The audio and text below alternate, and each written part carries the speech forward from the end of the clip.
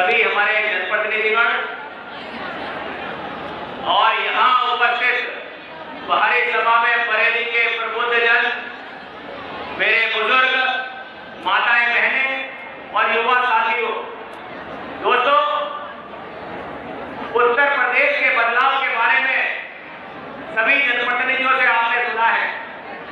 मैं 5 साल के जो बरेली के बदलाव हैं वो आपको बताना चाहता हूं, जिनको आपने अपनी आंखों से स्वयं देखा है, किसी और को जब